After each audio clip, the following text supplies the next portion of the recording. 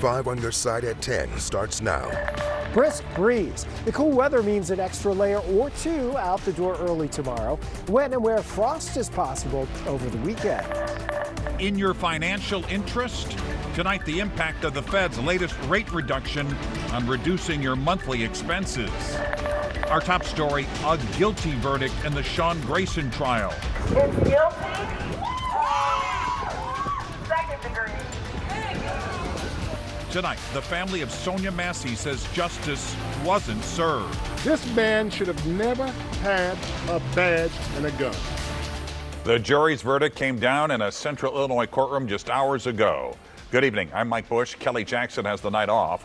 Former Sangamon County Sheriff's Deputy Sean Grayson shot and killed Sonia Massey in her home last July after she called police about a possible prowler. 5 on your side's Laura Barczewski has a reaction from family, and they are not content with this conviction. Laura. No, they're not, Mike. And the reason they're not satisfied is because Sean Grayson was convicted of second-degree murder, not first-degree murder, and may not serve the maximum prison sentence either, making the family feel like justice is not fully served.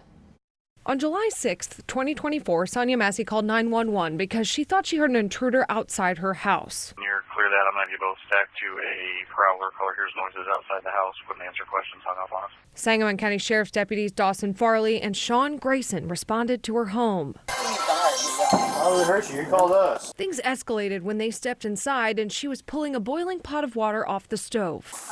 You better I swear to God, I'll straight your Okay, I'm sorry. Drop the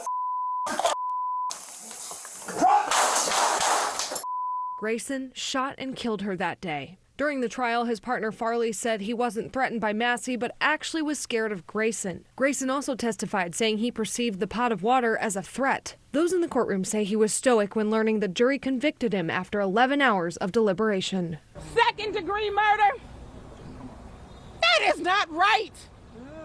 That is not justice for anybody's family, regardless of who you are and where you come from. With the lesser charge, Grayson will only be sentenced to a maximum of 20 years in prison and could be eligible to get credit for good behavior in prison, which means he could end up serving half his sentence, a notion that Sonia's father can't fathom. Sean Grayson should be able to get out of jail. My daughter can get out of that burial vault and walk out of Oakwood Cemetery. When asked what Sonia would say if she were here, her father responded, I rebuke you in the name of Jesus. Sonia is the reason why we're here. And the last thing that she would say is, I love you, Daddy. Sonia's family and advocates say the work is not over. Now we have to do our part to make a difference and to make a change and make sure that people never forget. Say her name! Sonia Massey! Say her name! Sonia Massey! The trial was held in Peoria due to pretrial publicity, but they'll go back to Sangamon County Court for Grayson's sentencing date on January 29th. All right, we turn now to your weather impact forecast. The rain has moved out, and we are left with a breezy and chilly night. Chief Meteorologist Scott Connell says some outlying areas could actually see frost overnight, right, Scott? As we try to clear out tonight, but I think the winds are going to stay up enough. That breeze today to go along with some of that rain sure made it unpleasant, but this afternoon we finally started to see the rain shift out of St. Louis. But boy, what a slow rush hour this morning. That won't be the case tomorrow. This whole system moving away, but again, it's a chilly flow around it. As long as the breeze stays up overnight, and we believe it will, that should keep frost from forming for most of us. But low temperatures, hey, they're pretty chilly over the next 7 days. In fact, over the weekend, even in town, we may be looking by Sunday morning at temperatures dropping back into the 30s. So there'll be another opportunity for some frost, all depending on clouds and winds as we go into the weekend. Next week does look a little bit warmer. We'll talk more about that in a few minutes. Out the door tomorrow morning, though, you won't have the rain concerns like you did today, but maybe an extra layer or two, as temperatures will be in the upper 30s and lower 40s early tomorrow morning. Tonight, St. Louis police are investigating the death of a 2-year-old boy in North City as a homicide. The medical examiner's office now says the toddler died from strangulation. 5 on your side's Robert Townsend is live at police headquarters with the latest on this investigation. Robert. Mike, police initially questioned 2 adults about the child's injuries and then let them go. Tonight, no one has been arrested in connection with this disturbing case. One North Side pastor is sharing his concerns. St. Louis police say shortly after 10:30 Monday night, they first got a call for help after a 2-year-old boy was found unresponsive near Thekla and North Kings Highway in the Mark Twain neighborhood. Police then got a second call about 5 miles away near Interstate 70 and St. Louis Avenue. Investigators say emergency responders went to the second location and took the toddler to a hospital where he died. An innocent child. I'm just finding out about it. The Thekla location is just down the street from North City Church of Christ. Rodney Weekly is the pastor. You know, it right in my own backyard. You know, I just hear something like this. It's just sad. Police say 2 adults were with the child when emergency responders rushed him to a hospital. Again, officers questioned the pair before releasing them. Investigators have not said if the two are related to the toddler. I just find it just horrible to see. Unfortunately, things like this is going to keep happening until we hold people accountable. Wednesday, the medical examiner's office said it found the child had evidence of strangulation, among other injuries. The child's cause of death is now ruled a homicide. After their Bible study, Pastor Weekly and his wife prayed for the child, his loved ones, and their neighborhood. My heart goes out to them. I can't say that enough. If we can just come together, work together as a community, as a church, as a group of people, and just put an end to all of this. Hopefully we can get to the bottom of it. Police called that incident suspicious. They're asking anyone with any information to call St. Louis Police or Crime Stoppers. We're live downtown. I'm Robert Townsend. 5 on your side. 3 family members have now been indicted in the murder of a Ferguson father. One of the most senseless acts of violence that I've reached and have seen this year. LaVor Harmon, Anthony L. Young, and Anthony D. Young are accused of hiring an associate to kill Corey Warren at his home on Bayview Drive in July. Investigators say he was murdered for reporting the rape of his teenage daughter and refusing a bribe to stay quiet. Harmon was charged in the rape case. The man who killed Warren, Andrew Klaus, was found dead the same day.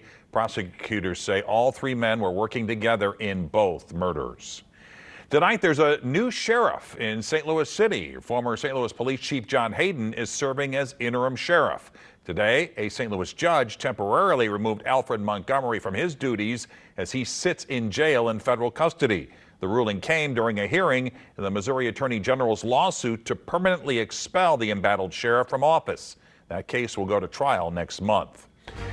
Tonight, the stalemate between Republicans and Democrats continues over the government shutdown. With vital funding for millions of American families now on the line, SNAP benefits are set to run out on November 1st. To meet an expected growing demand here in the bi-state, Operation Food Surge held a food drive at the City Foundry.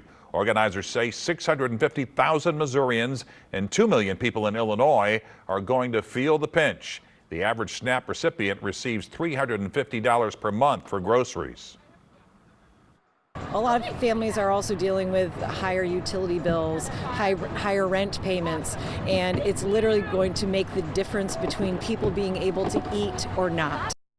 We've compiled a list of organizations collecting and distributing food for those in need. You just text the word food to 314-425-5355 and we'll send you a link straight to your phone. While SNAP benefits are at risk, Missouri officials say WIC benefits will still be available in November. That program provides support for mothers, infants, and children. Participants will be notified if benefits are paused in the latter half of the month.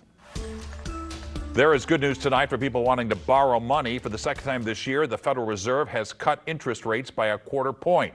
5 on your side's Brent Solomon is hearing from experts on what this means for your wallet. Brent? All right, Mike, this is the lowest rate in 3 years. The Federal Reserve chairman calls the move risk management. Inflation is rising at an annual rate of 3%. That's still a long way away from the Fed's 2% target. Due to the ongoing government shutdown, the Fed doesn't have the latest job numbers at the moment. So this is the first time since the 1930s that they are setting a policy without access to a full month of government data. Still, the Fed made the cut, but financial experts say you won't see a big impact right away. Could be months or years or never. It's very difficult to say how long it would trickle down to where you will feel an immediate impact. Your savings account will be the area that realizes the savings interest go down the quickest because it's tied to those rates the most. But from other perspectives, it will take several months to even years for you to see real impacts. Now, he says if you have money that's earning interest in a savings account or in a bond portfolio, revisit how the lower rates affect your investment from that perspective. And if you've purchased a home recently, it could be a good time to refinance. Just hours ago, the U.S. Senate voted to block President Trump's tariffs on Canada. 4 Republicans crossed the aisle in supporting the resolution from Democrats, and Rand Paul was a co-sponsor. But the resolution isn't expected to be taken up by the House. Illinois Governor J.B. Pritzker signed an executive order today declaring tariffs imposed by the Trump administration an agriculture export crisis. So to all the farmers who may be listening today, Illinois is on your side. The U.S. government should be opening doors for you, not slamming them shut.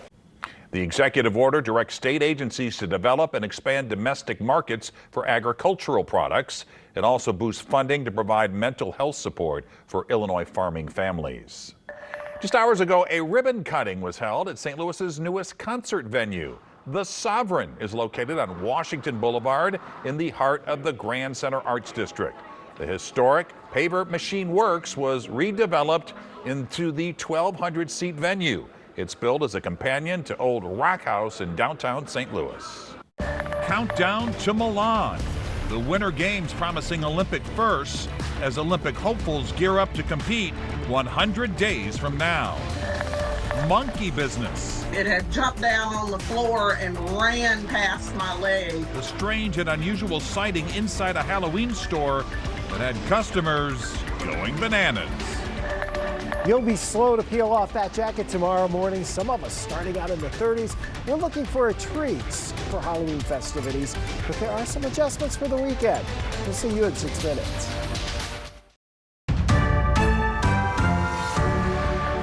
Tonight, Hurricane Melissa is crossing through the Bahamas. The now Category 2 storm is bringing heavy winds, flooding, rain, and a dangerous storm surge. The storm is already responsible for at least 30 deaths across the Caribbean, 25 of those in Haiti. Hurricane Melissa was an historic Cat 5 storm when it hit Jamaica, and it caused widespread devastation. U.S. rescue teams are now en route to assist. Tonight, U.S. Olympian and East St. Louis native Dawn Harper Nelson and her husband are back at their Jamaican resort. They were evacuated to a shelter during the storm, and they're hoping to fly back home on Monday.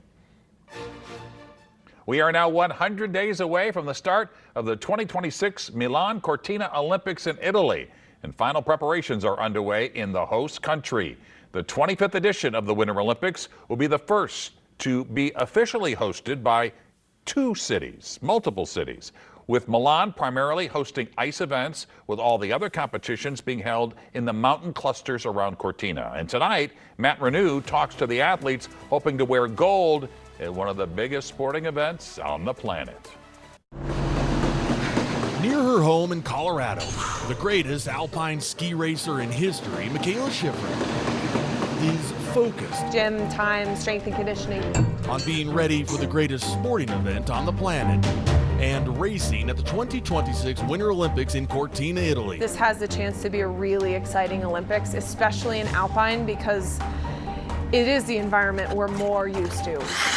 While across the country at the Skating Club of Boston, the strongest U.S. figure skating team in decades is also getting ready with men's world champion Ilya Malinin. The right amount of training, a right amount of mental focus and physical, just in that zone, getting ready before the Olympics, just go there and to try to skate my best to win that gold medal. Women's world champion Alyssa Liu. I am really excited for it because it's the biggest stage that you really get. And world champion ice dancers Evan Bates and Madison Chalk. We definitely want to shoot for the gold medal in the individual event as well. We feel like that's something that has been at the top of our goal list for a long, long time. All looking to represent Team USA at the Olympics just 100 days from now. We're all just a team of athletes who represent Team USA. where Italy has 2 host cities. Milan will see the opening ceremony in the San Siro Stadium. We will kick off our Olympic Games with this incredible event, the opening ceremony. And this iconic place will give us the chance to tell our story. With figure skating just down the road, while the Dolomite Mountains of Cortina will have women's alpine ski racing on a course. In this area we will have all the setting for the Olympics, so the grandstand. Michaela's won on before. This will be my first Olympics, going to a place that is slightly familiar. And is now working to add to her 2 Olympic gold medals she already has, racing in her 4th Olympics just 100 days from now. It feels big. It feels really exciting. The opening ceremony for the Milan Cortina Winter Olympics is February 6th. More Olympic firsts. There will be 2 ceremonies and 2 cauldrons lit. And of course, you can see it all right here on 5 on Your Side. And you can learn more about the Olympics right now on KSDK.com. For a link, just text the word GAMES to 314-425-5355. And our Olympics coverage continues tonight on the 5+ streaming app at 10:30. Catch Journey to Italy for a tour of the host country. Then at 11, Ann Allred sits down with U.S. figure skater Alyssa Liu. You can watch for free on your Roku, Apple, Fire, Samsung, or LG TV. A wild and unusual scene inside a Spirit Halloween store in Texas. A monkey was seen climbing poles and swinging from the rafters. Store employees say a customer brought in a pet monkey, which then got spooked by the animatronics and broke loose. After more than 30 minutes, the owner was able to get the monkey under control using a cookie. Police say the monkey was never a threat and was not injured. Chief Meteorologist Scott Connell joins us now with the weather impact forecast. We had rain today. It's clearing up, but it's going to be chilly. It is going to be chilly. You know, this afternoon with that wind and temperatures in the upper 40s, some of us had wind chills that were down around 40 degrees. Tonight out at Lambert, we're still stuck in the clouds at this point, but we are going to see that clearing line slowly advancing through the region. And when we're looking at impacts over the next 7 days weather-wise, we do see a chance for some frost in the metro by Sunday morning if the clouds break up and if the winds die down. Tonight, we think even though the clouds are going to be clearing out, tomorrow morning you're going to wake up and there's still a little bit of a breeze. While it's a chilly breeze, that keeps frost from forming, so don't think anything widespread. There's our system that produced all the rainfall. That's moving away from us now, taking all the rain with it. And so we will dry out through the overnight hours into tomorrow. Should be a pretty bright day tomorrow, but we'll turn our attention to the north and west. We're in the northwest flow aloft, which means more energy swings down across the region. And as it does so, it brings with it some cloud cover, perhaps a low chance for a couple of sprinkles. That's on Saturday, not for the trick-or-treaters. Friday, we're ahead of that. We're warming back into the lower 60s. At 5 p.m., we'll be at 59 degrees, 7 p.m., 55. Dry for the trick-or-treaters as we go into your Friday evening. It's 52 degrees still right now in St. Louis. We still are stuck with the clouds, but we're also stuck with that wind out of the north at 13 miles per hour. So it's a little extra chill for us. 55 and 49, the numbers that go in the books today. We're low average on your high temperatures, and we're going to stay that way for the next few days. While it does drop into the 30s west and north of St. Louis, we're not expecting widespread frost tomorrow because the breeze stays up. It will not be as windy tomorrow, though. In your hour-by-hour forecast, pushes those temperatures tomorrow back into the 50s. So upper 50s tomorrow, low 60s on Friday. Here's the deal with Saturday. We're bringing in a lot of clouds, maybe a spritz, a breeze. 54 will do it for the high temperature on Saturday. And then Saturday night, we'll get that hour of sleep. Frank's been missing it here since last March. He gets it back this weekend as we roll the clocks back an hour across the region and daylight saving time comes to an end. Chilly conditions, though, with that potential for frost early on Sunday morning. Beyond that, though, next week looks pretty nice, back into the mid-60s. Frank is also losing sleep because the Blues are playing so well, poorly. Aren't we all? Yes. Thanks, Scott. Frank is next with sports. But, Mike, the future is now for the Blues. We will explain. Plus, something magical happened last night for a local college basketball team. We will have that story next.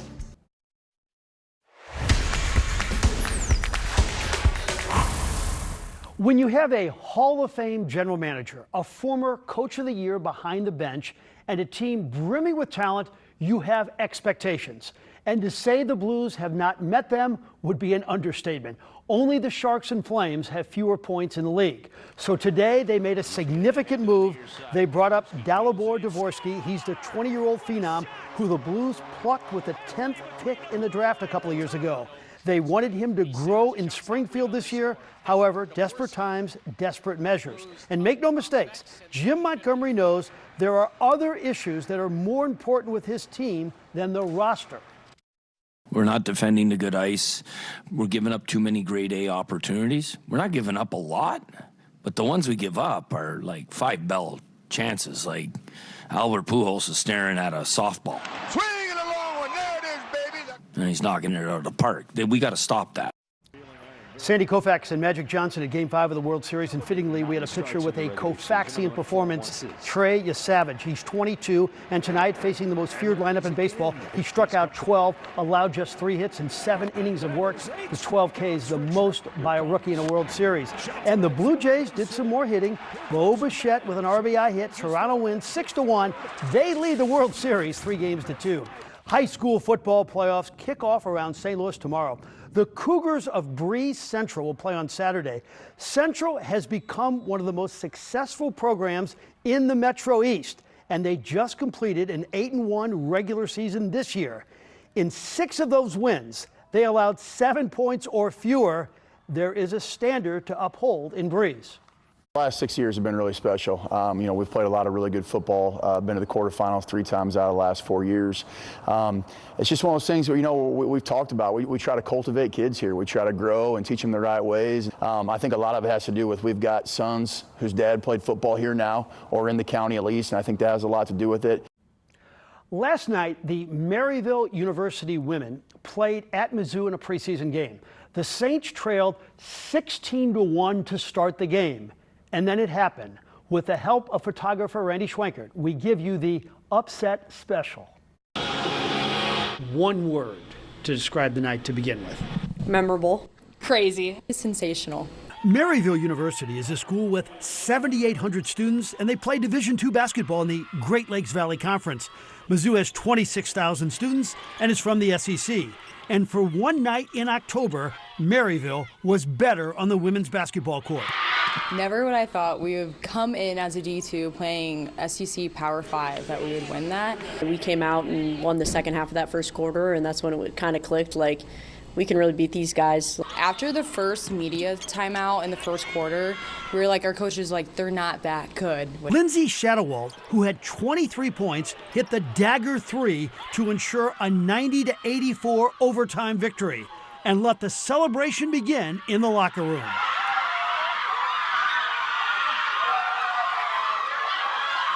Crazy. I mean, I know we all kind of wanted to be like, oh, let's be silent at first. I'm like, no, I'm too excited. Like, this was so much fun. Today, they were back at school, reliving the momentous moment, a night they won't soon forget. And where does this rank in terms of thrills in your basketball lifetime?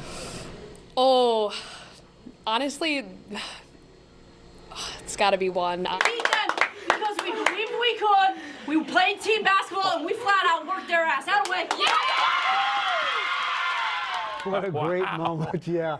And you know what? They don't get to celebrate much longer because tomorrow they're at the University of Illinois. Well, those women will remember that forever. For sure. To beat Mizzou, how's Mizzou going to be this year? Well, they have a new coach, but in the SEC, it's a big-time program. For sure. And I was talking to Coach, and she told me, she goes, yeah, we're going to have a tough time scheduling these games. Nobody wants to play Maryville. Well, that's right. Why would you? Congrats to the Saints. Frank, thanks. Trick-or-treaters were out early in St. Louis tonight. The Halloween fun and frolic for witches, ghouls, and goblins of all ages and species. Halloween is still 2 days away, but a wicked good time was had tonight at City Foundry. A Halloween party was held as part of the live art market. The celebration was more for the adults. The top prize for the costume contest was $750. They let the dogs out tonight at Urban Chestnut in Midtown for St. Louis's biggest pet Halloween costume party. Barktoberfest was put on by the Humane Society of Missouri's Young Friends Group and Proceeds from tonight are going toward the Humane Society's animal rescue efforts.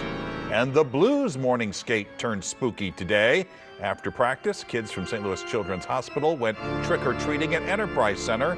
Everyone dressed up in costume with players handing out candy and autographs. And here's Scott with a final check of the weather impact forecast. The one thing we do know for the trick-or-treaters on Halloween, it's supposed to be pretty nice. It will be dry. And, you know, it's relative. It's all relative. But, Right. you know, 59 when the kids start trick-or-treating is really nice. We're dropping into the 50s. It's not overly windy. Friday's actually the pick day of the rest of the week because it's chilly Saturday and Sunday. May even have some frost around here as we head towards Sunday morning. And just keep in mind, this is the weekend that we fall back with the clocks, rolling them back. Daylight saving time ends this weekend. So the sunset at 5 o'clock on Sunday. Change the batteries in your smoke detector. Yeah. There you have it. 5 on your side at 10. We're always streaming on 5+. Don't forget to start your day with Today in St. Louis beginning at 5 a.m. Have a great tomorrow. Be safe.